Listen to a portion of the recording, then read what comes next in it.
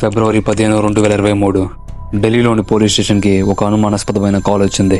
మా దగ్గర ఉన్న డాబా వద్ద ఏదో అనుమానాస్పదంగా ఉందని, ఇక్కడ ఉన్న జనాలందరూ చాలా కంగారు పడుతున్నారని, మీరు వెంటనే రావాలని ఆ ఫోన్ కాల్లో ఉన్న వ్యక్తి చెప్పాడు. ఏమైంది, ఎందుకు అనే లోపు కాల్ కట్ అవడంతో వెంటనే పోలీసులు సంఘటనా స్థలానికి చేరుకున్నారు. స్థలానికి చేరుకున్న పోలీసులకి అక్కడ ఉన్న జనాలందరూ ఒక ఫ్రిడ్జ్ ని చూసి చాలా భయపడుతూ ఉండడంతో ఆ ఫ్రిడ్జ్ లో ఏముందని ఓపెన్ చేసి చూశారు. ఆ ఫ్రిడ్జ్ లో ఒక 24 ఏళ్ల యువతి డెడ్ బాడీ ఉంది. అసలు ఎవరిదా డెడ్ బాడీ ఢిల్లీలో ఉన్న ఈ దాబాలోకి ఎలా వచ్చింది? ఆ అమ్మాయిని చంపింది ఎవరు? Hello viewers, my name is Sudheer and your watching spy theory. Let's begin the video.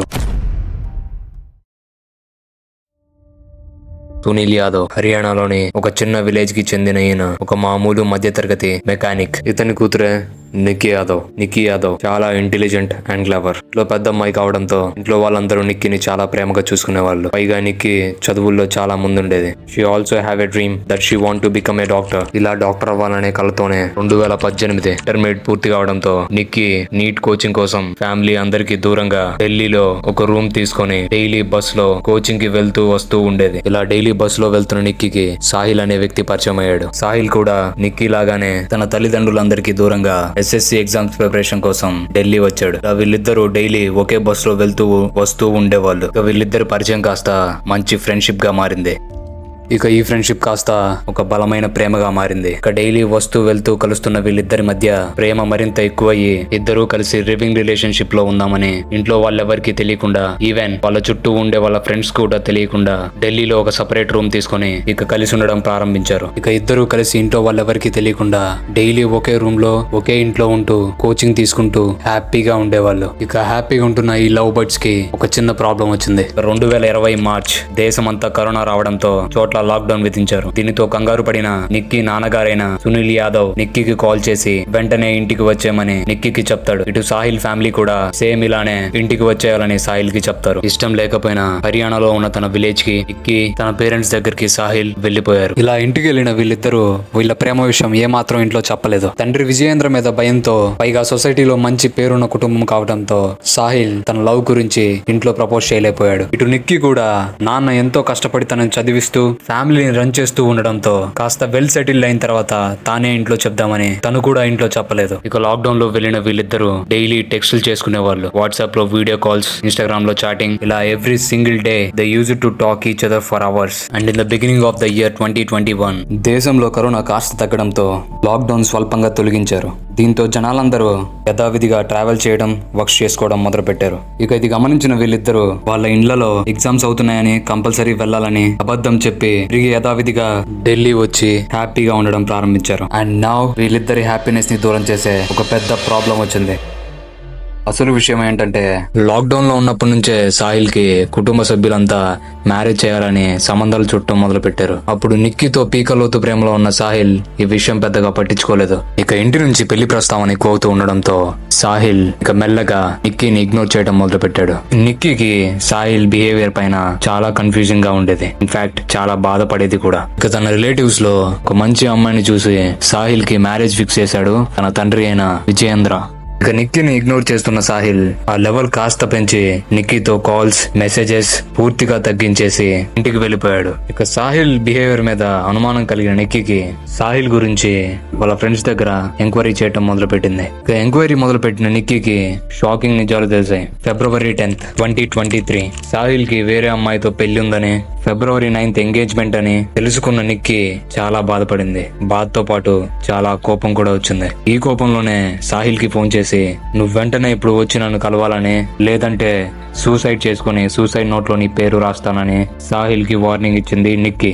ఏం చేయాలో ఏం చెప్పాలో అర్థం కాక సాహిల్ ఫిబ్రవరి 9 సాయంత్రం వెంటనే నిక్కీ దగ్గరికి బయలుదేరాడు. ఇక నిక్కీని కలవడానికి కారులో బయలుదేరిన సాహిల్ నిక్కీని కలిసి నిక్కీని కూడా ఆ కారులో ఎక్కించుకొని సిటీ అంతా తిరుగుతూ సిటీకి దూరంగా వెళ్లి ఆ కారులోనే ఈ విషయం డిస్కస్ చేయడం మొదలు పెట్టారు. తన కుటుంబం యొక్క పరువు ప్రతిష్టల కోసం, పైగా తన ప్రేమని ఇంట్లో ఏమాత్రం ఒప్పుకోరని సాహిల్ వాళ్ళందరికీ ఎదురు చెప్పలేకపోయాడని నిక్కీతో చెప్పాడు. కానీ నిక్కీ మాత్రం ఎన్ని రోజులు నన్ను ప్రాణంగా ప్రేమించి ఇప్పుడు ఇంకో అమ్మాయిని పెళ్లి చేసుకుని ఎలా కలిసి ఉంటావని సాహిల్ మీద చాలా సీరియస్ అయింది. ఎలాగైనా మన ఇద్దరి మ్యాటర్ ఇంట్లో చెప్పాలని, లేదంటే రేపు పెళ్లి జరుగుతున్న సమయానికి అందరి ముందుకి వచ్చి మన ఇద్దరి విషయం చెప్తానని సాహిల్ కి చాలా సీరియస్ వార్నింగ్ ఇచ్చింది నిక్కీ. ఈ మాటలు విన్న సాహిల్ కి చాలా కోపం వచ్చింది. ఈ కోపంలోనే కారులో ఉన్న ఛార్జింగ్ వైర్ తీసుకుని నిక్కీ గొంతుకు బిగించి నిక్కీని ఆవేశంలో హత్య చేశాడు.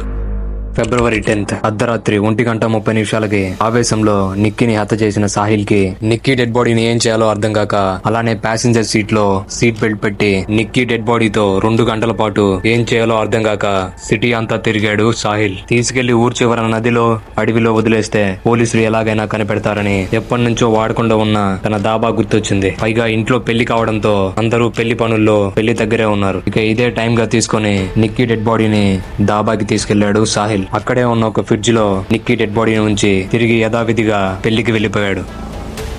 ఇలా ప్రేమించిన అమ్మాయిని చంపేసి ఏం తెలియనట్టు పెళ్లికి వెళ్లి ఇంకో అమ్మాయిని పెళ్లి చేసుకున్నాడు సాహిల్. ఏ చిన్న విషయమైనా తరచుగా ఇంటికి ఫోన్ చేసి మాట్లాడే నిక్కీ నుంచి 3 రోజులుగా ఎలాంటి రెస్పాన్స్ రాకపోవడంతో, పైగా నిక్కీ ఫోన్ స్విచ్ ఆఫ్ రావడంతో నిక్కీ ఫ్రెండ్స్ కి కాల్ చేసి తన గురించి అడిగితే 3 రోజుల నుంచి రూమ్ కి రావట్లేదని చెప్పడంతో కంగారు పడిన నిక్కీ తండ్రైన సునీల్ యాదవ్ దగ్గరలో ఉన్న పోలీస్ స్టేషన్ కి వెళ్లి మిస్సింగ్ కంప్లైంట్ ఇచ్చాడు. ఇక కంప్లైంట్ తీసుకుని ఎంక్వైరీ చేస్తున్న పోలీసులకి ఢిల్లీలో ఉన్న ఒక పోలీస్ స్టేషన్ కి అనుమానాస్పదమైన కాల్ రావడం ఎంక్వైరీకి వెళ్లిన పోలీసులకి అక్కడ ఒక దాబాలో ఉన్న ఫ్రిడ్జ్ లో నిక్కీ డెడ్ బాడీ దొరికింది. ఇక అప్పుడే కొత్తగా పెళ్లైన సాహిల్ ఊరి చివరన్న గుడికి పూజకు వెళ్లాడు. ఇక సాహిల్ ని ఎంక్వైరీ చేసిన పోలీసులు నిజం తెలుసుకుని సాహిల్ ని అరెస్ట్ చేసి ఇంట్రాగేషన్ మొదలు పెట్టారు. ఇక ఇంట్రాగేషన్ చేస్తున్న పోలీసులు సాహిల్ తో పాటు సాహిల్ తండ్రిని, 2 కజిన్స్ ని, 2 ఫ్రెండ్స్ ని కూడా అరెస్ట్ చేశారు. Wait, what? హత్య చేసింది సాహిల్ కదా, మరి సాహిల్ కజిన్స్ ని, ఫ్రెండ్స్ ని, తండ్రిని ఎందుకు అరెస్ట్ చేశారు? Let me tell you what Sahil said actually in the interrogation.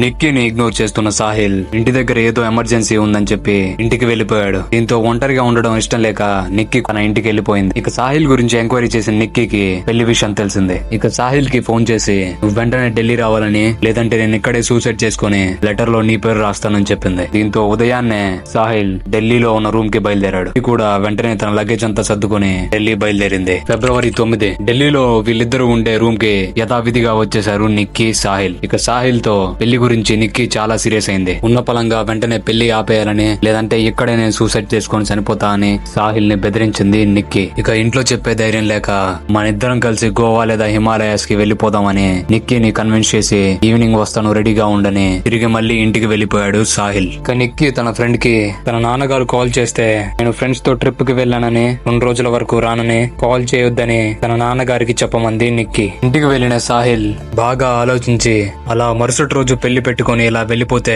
తన కుటుంబం పరువు పోతుందని, ఎలా అయినా నిక్కీని కన్విన్స్ చేయాలనే ఇంటెన్షన్ తోటే ఆ రోజు ఈవినింగ్ బయలుదేరి నిక్కీ దగ్గరికి వచ్చాడు సాహిల్. ఇక చెప్పినట్టుగానే నిక్కీని తీసుకుని సిటీ బయటికి వెళ్లి కన్విన్స్ చేయాలని ట్రై చేశాడు సాహిల్. ఇక వీళ్ళిద్దరి మధ్య మాట పెరగడంతో నిక్కీని ఛార్జింగ్ వైర్ తో కారులోనే చంపేశాడు సాహిల్. ఇలా ఆవేశంలో హత్య చేసిన సాహిల్ కి ఏం చేయాలో అర్థం కాలేదు. నిక్కీ బాడీని అలానే కారులోనే ఉంచి సిటీ మొత్తం 2 గంటల పాటు తిరిగాడు సాహిల్. ఇక భయంతో ఏం చేయాలో అర్థం కాక తన తండ్రి అయిన విజయేంద్రకి కాల్ చేశాడు. కాల్ చేసి ఇద్దరి లవ్ స్టోరీ ఇంకా జరిగిన విషయం మొత్తం చెప్పాడు. విషయం తెలుసుకున్న విజయేంద్ర ఆ డెడ్ బాడీని తీసుకుని మన దాబాకి వచ్చే అన్నాడు. ఇక విజయేంద్ర 2 ఫ్రెండ్స్ ని, సాహిల్ కజిన్స్ ని తీసుకుని దాబాకి వచ్చాడు. ఇక వీళ్ళందరూ నిక్కీ డెడ్ బాడీని ఆ ఫ్రిడ్జ్ లో పెట్టి తిరిగి యథావిధిగా ఏం తెలియనట్టు పెళ్లి పనుల్లో వెళ్లి బిజీ అయిపోయారు. ఇక పూర్తిగా పెళ్లిలో మునిగిపోయిన వీళ్ళు నిక్కీ డెడ్ బాడీ దాబాలో ఉన్న సంగతి మర్చిపోయారు. ఇక అప్పటికే డెడ్ బాడీ ఫ్రిడ్జ్ లో ఉంచి 4 రోజులు కావడంతో స్మెల్ రావడం మొదలు పెట్టింది. ఇక దాబా చుట్టుపక్కల ఉన్న వాళ్ళందరూ వచ్చి చూసి పోలీసులకి కాల్ చేశారు. ఇక పోలీసులు వచ్చి ఎంక్వైరీ చేసి మనం ముందు మాట్లాడుకున్నట్టుగానే సాహిల్ ని అరెస్ట్ చేసి ఇంట్రాగేషన్ మొదలు పెట్టారు. ఇలా ఈ ఇంట్రాగేషన్ లోనే ఈ విషయం బయటపడింది. And do you know, enquiry కోసం అని ఢిల్లీలో నిక్కీ, సాహిల్ కలిసి ఉన్న ప్లేస్ కి వెళ్లారు పోలీసులు. ఇలా ఎంక్వైరీకి వెళ్లిన పోలీసులకి ఆ రూమ్ లో ఉన్న ఒక ఫోటోని చూసి దిమ్మ తిరిగింది. ఇప్పటి వరకు సాహిల్ కేవలం తన గర్ల్ ఫ్రెండ్ ని మాత్రమే చంపాడనుకున్నాం, కానీ సాహిల్ చంపింది తన సొంత వైఫ్ ని. Yes, October 1, 2020. అప్పటికే 2 సంవత్సరాలుగా లివింగ్ రిలేషన్షిప్ లో ఉంటున్న సాహిల్, నిక్కీ నోయిడాలోని ఒక టెంపుల్ లో ఎవరికి తెలియకుండా పెళ్లి చేసుకున్నారు. అలా పెళ్లప్పుడు తీసిందే ఈ ఫోటో. ఇలా అతి కొద్ది కాలంలోనే పరిచయం అయ్యి ప్రేమించుకొని పెళ్లి చేసుకుని ఇంట్లో చెప్పే ధైర్యం లేక ఒకరిని ఒకరు చంపి ఇద్దరి జీవితాలని స్పాయిల్ చేసుకున్నారు. ఇక్కడ చనిపోయింది కేవలం నిక్కీ మాత్రమే కాదు, నిక్కీ మీద తన తండ్రి పెట్టుకున్న ఆశలు, నిక్కీని ఎప్పటికైనా ఒక పెద్ద డాక్టర్ గా చూడాలన్న నిక్కీ కుటుంబ సభ్యుల కళ, ఇలాగే సాహిల్ ని ఒక ప్రయోజకుడిగా చూడాలన్న తన కుటుంబ సభ్యుల కళ కూడా. గైస్, లవ్ అనేది 2 అండర్స్టాండింగ్ సోల్స్ మధ్య జరిగే ఒక pure emotion, and it comes with a lots of responsibilities. And if you have that guts to take responsibility of a person, అలాంటప్పుడే ఈ ప్రేమ, పెళ్లి అనే విషయాలు చాలా బాగుంటాయి. That's it for today. ఈ వీడియో ఎలా అనిపించిందో కామెంట్ సెక్షన్ లో చెప్పండి. And I will see you with another video. Until have some piece.